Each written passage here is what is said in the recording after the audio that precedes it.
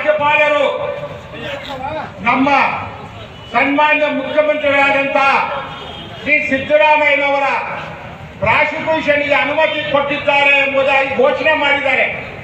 ಅನುಮತಿ ಪತ್ರವನ್ನ ಮುಖ್ಯಾಧಿಕಾರಿಗಳಿಗೆ ಸರ್ಕಾರಕ್ಕೆ ಕಳಿಸಿದ್ದಾರೆ.